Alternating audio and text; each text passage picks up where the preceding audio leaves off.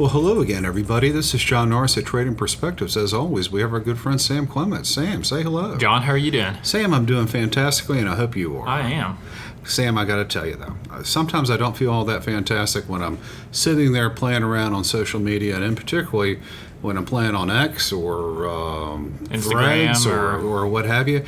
And more particularly, I mean, a few weeks ago, I decided to finally, after much prodding by Meta and Instagram, to join Threads, which I guess is, for all intents and purposes, its version of X or Twitter or something like that. And what I've found is a ton of political data or a ton of political commentary, and of course the algorithms embedded ensure that I get a never-ending stream of this type of thing. And what I'm finding is from both sides of the aisle, the comments are kind of depressing because there's a lot of ignorance out there in terms of just what's happening in the U.S. and a lot of, I would say, I don't know, kind of loose usage of some of the data. Yes, that's kind of what I was gonna point out. Is every time, and it's not a one side of the aisle thing or another. Every time I see something that just feels like it's probably missing some info, or picking and choosing which parts of a data point or whatever it is, anything you see related to politics, someone's background, a crime they committed, anything with a political motive, if you go look at it and find the research, what have you, there's almost always any of the extreme talking points have details intentionally missing from them. I mean, it's every time. It's baffling to me. And the problem with it is there are a lot of people, I think people maybe boomers or even my parents' generation, those that are still alive and voting, maybe some, I don't know, of the older Gen X people that really aren't quite as in tune with social media, not getting on X, not getting on Threads or what have you. They're not listening to all this, so they're kind of immune from what's happening on it. However, younger voters, people from 18 to maybe 30, I mean, sort of maybe your generation, that have always used social media to get a predominance of their news, if you will.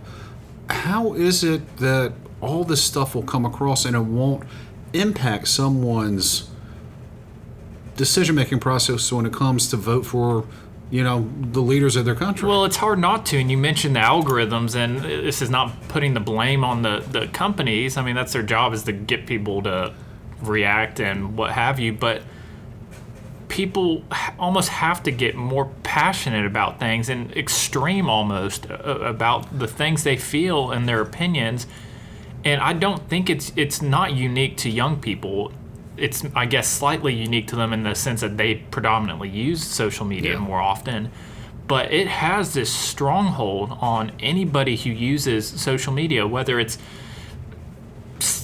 slightly older people on Facebook or younger people on Twitter, X, or Instagram, or what have you. It really doesn't matter which platform it is, though. I mean, when you get on it... There is a dopamine sort of almost effect when people are out there liking what you put out there. Yeah. Or even commenting. I mean, just... Or if you read something you want to be true.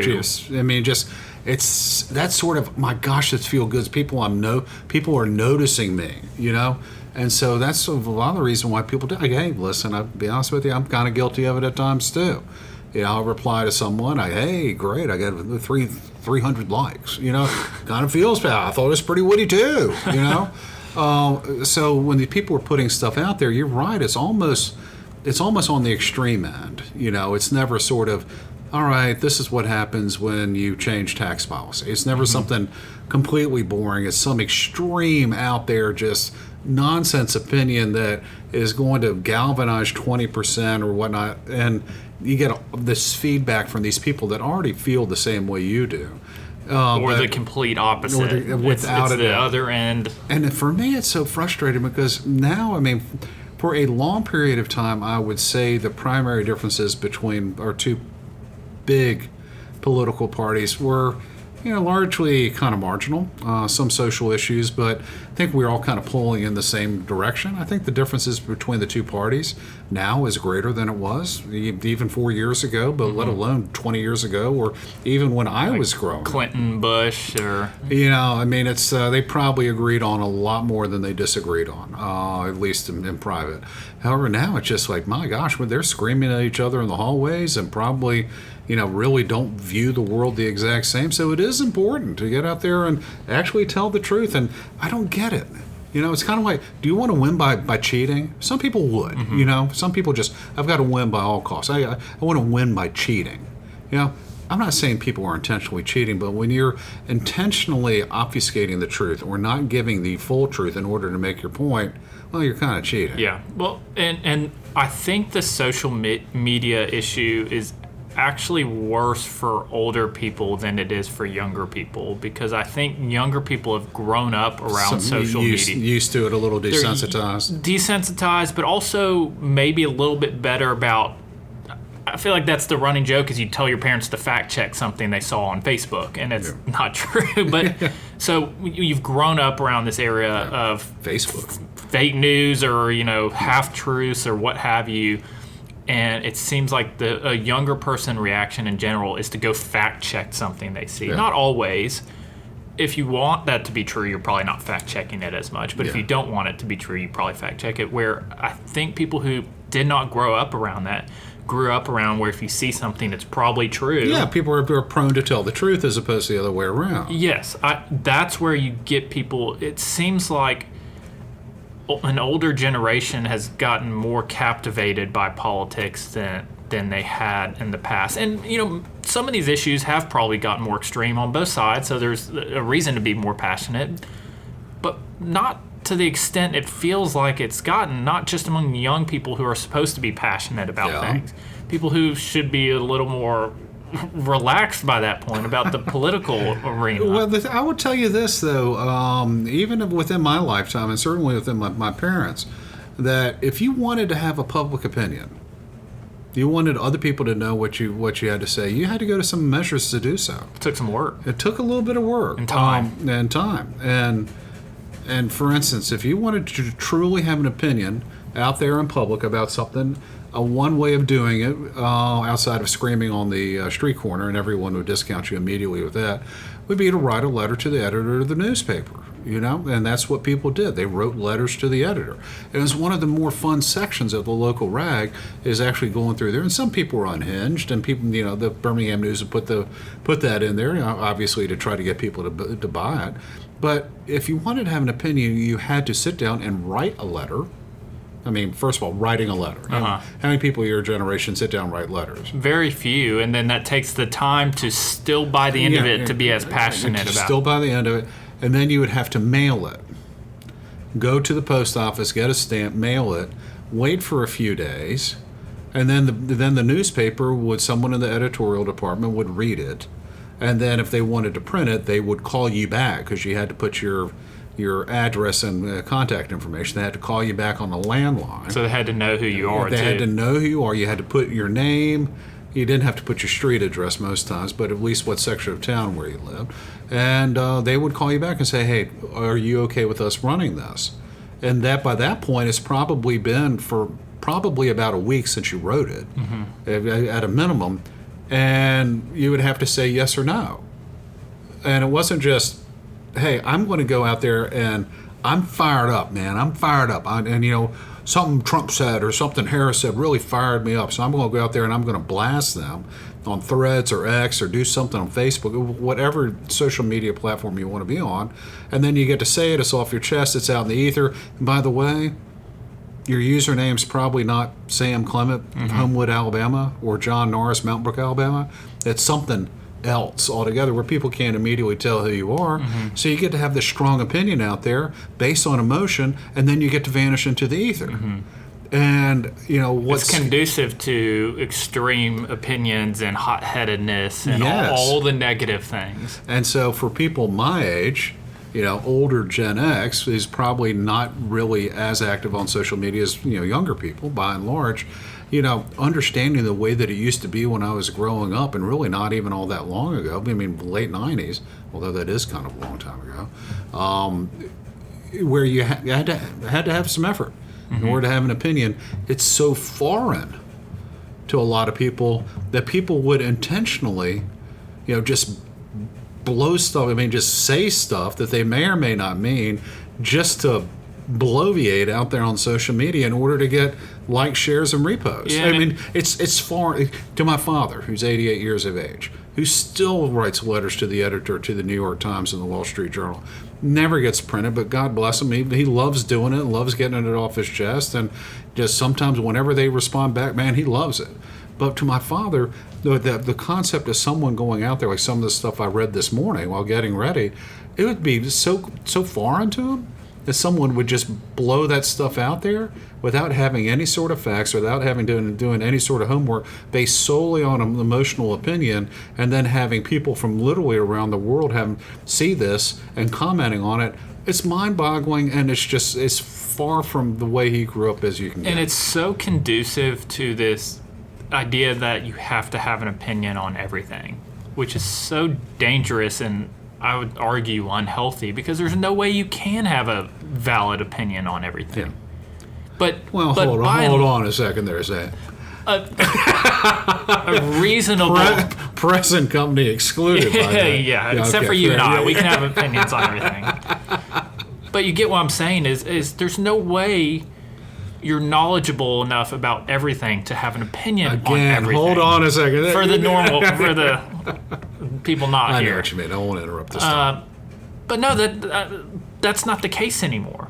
You have to have an opinion on everything. Yes. Or you can develop one in 30 seconds. Very quickly. 10 seconds, reading one post. Yeah. I mean, and all of a sudden you're a passionate believer in something that, one, may or may not be true. Two, may or may not have an impact on you. And then the thing is, with the way the algorithms at the social media websites is, they give you more of what you want. Yes, or what you react with. Yeah, and so it's one of those deals that you find yourself eventually, as I have in a relatively short period of time, being funneled into a particular box. Mm-hmm. So where all of a sudden you see an inordinate amount of stuff from the same sort of mindset, the same groups and what have you. And so if that's all you're seeing, you're probably going to believe that that's your mainstream, man. Yeah. You know, I mean, everyone feels this. There can't be another opinion. Another everyone opinion agrees. Has to be so aberrant, because everyone that I'm socializing with on social media, we all feel the same way. You can take a look at the thousands of likes that I've gotten. So anyone that disagrees with me is just so far on the outside that they're just not to be believed. I'll tell you one thing that came across recently that was on Threads. It was an older woman was posting, who apparently posts quite a bit, and she went out and she was wearing a political T-shirt espousing who she's voting for in November, and it was not just that, it was pretty, I'm going to call it sanctimonious. You can call it patronizing, you can call it what it want, but it was, I'm not going to say it in case anyone's seen it, and it's very clear. You're wearing that to get a reaction out of someone. Yeah, you're wearing that to be, no one wants to think of themselves as sanctimonious. It's already abused it once, but they're wearing it for a reason out in public. Yeah. Yeah, I mean, you're doing it to get a reaction. Sure. And I don't care if this old person wants to wear it. And she's, like late 70s. I don't know, old, but I mean, I don't care if she wants to do it. However, she was complaining about how people were giving her mean looks because she was wearing this political T-shirt. And I just wrote back, hey, you wore the shirt to get a reaction. Why are you complaining? Yeah. And the vitriol that hit me, my goodness. I mean, just called me all kinds of names. Yeah. I mean, it was a pretty straightforward comment, and that was because outside of this woman's lane, I snuck into their box, if you will. Algorithms got something wrong and put me in with their group for a short period of time. I made a comment that wasn't the party line, and it just flew people into a frenzy. And boy, I mean, attacked and all that stuff. I didn't even necessarily say anything. I mean, I said, you wore the T-shirt for a reason. Why are you complaining about it? I didn't say anything about, hey, my candidate this, my candidate that. And so that's why I think we become so extreme. I think social media has had a huge part of it, because in social media, you're eventually associated with other people that feel the exact same way. And when that happens, groupthink comes in. And when groupthink comes in, it generally gets, I mean, obviously one-sided, but it generally gets more extreme. Well, and then think about this too, is that before social media, the problems that you had and the stress that you had was largely what was around you or your community, right? Yeah. It was less about what was happening. And there's good and bad sides of this. And yes, it's worth knowing problems and human rights issues and death and destruction in other areas.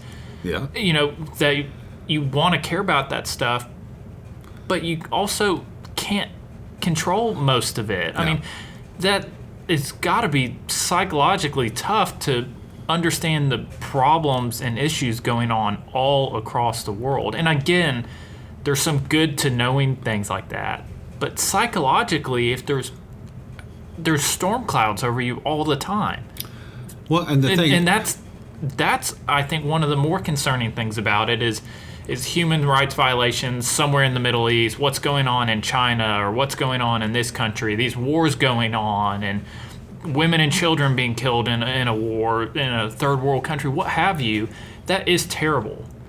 yes, I would agree with you. But on isn't that. there's a point where you almost know too much? Well, it's not just that. It's for the social media aspect of it. Not only do you know the information, you want to have an opinion on it.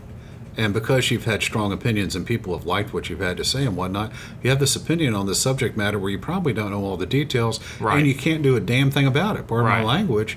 And that's got to be very frustrating to that person you were just talking about, just having to know all the information.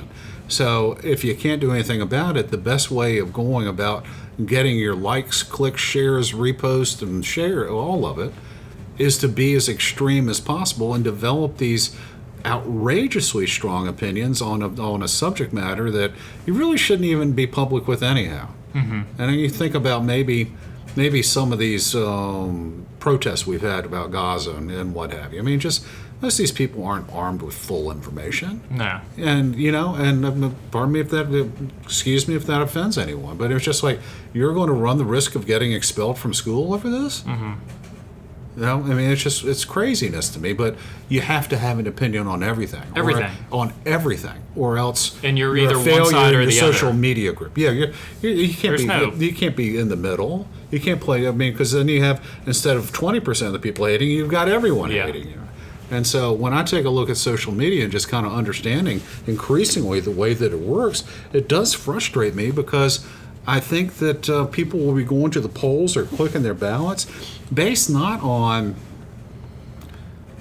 an objective study of the data, of an objective study on the. It's hard to even have an objective opinion. Policies. It's all based on, you've been blocked over here into this corner by social media based on algorithms of things that you have clicked on in the past, and so you are going to be force-fed a whole bunch of data or posts or comments, what have you, from a particular mindset and view that's only going to reinforce what you had already thought, as opposed to taking the time to actually get out there and find out what the other side's thinking. Well, and so many people on these edges are single issue voters about an extreme case of a certain issue. Yes. That's never even going to happen, largely.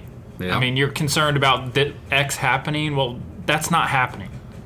So It happens so infrequently as to maybe shouldn't be Or your only determining factor in your vote. Right, but that's where a large chunk of voters have gotten, and it's inarguable to me that social media plays a big issue in that. So what should social media do? I mean, people should. Is there anything that it should do, or should people just be smarter? After all, you can make an argument that Meta is just simply, or X, whatever, just simply giving people what they want. I have less of a concern with the social media companies themselves. I'm sure, and we're painting with a broad brush here, Yeah, but I think so. I'm less concerned with what the social media companies are doing and more concerned with people's actions and their emotions and people need to log off their computer and go touch some grass outside. I agree with you on that, and I would also, this is almost switching to the side, but I've told you in the past that my wife simply doesn't understand it. I'm reading yet another book about North Korea right now.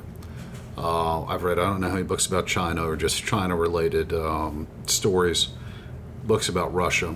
I haven't gotten any books about Yemen. They're precious, sweetheart. They're very, very few and far between.